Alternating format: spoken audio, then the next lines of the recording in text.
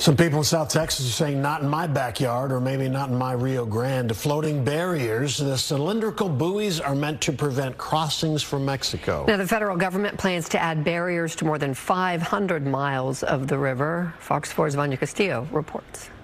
This is a life or death issue. A $1 billion operation that has floating barriers going in the Rio Grande is getting pushback from residents and scientists. It sparked heated moments in a Laredo City Council meeting where buoys are set to be installed. The border wall and buoy system are an existential threat to Laredo, especially to some of the most vulnerable, disinvested neighborhoods. After the Trump administration announced the project in January, the federal government is in the process of installing the barriers along 536 miles of the Rio Grande, from the Gulf of Mexico into South Texas. Adriana Martinez is a geomorphologist who studies how terrain changes.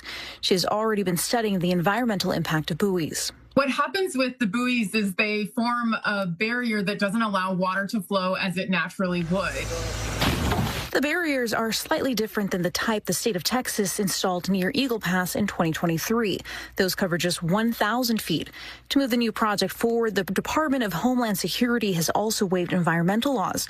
There are also concerns about how the buoys will react to flooding. The buoys are tied to these concrete blocks on the bottom of the channel, and they're tied by cables and chains. But according to some scientific experts and engineers, those cables and chains aren't nearly long enough to accommodate those larger flood flows that we might have, and particularly near the Gulf. We reached out to Customs and Border Protection about the community's concerns and received this statement that reads in part: the waterborne barrier is designed to withstand a 100-year flood event, which is the same standard as the border wall. But some question whether it's worth the risk and money, as illegal crossings remain at low levels not seen in decades.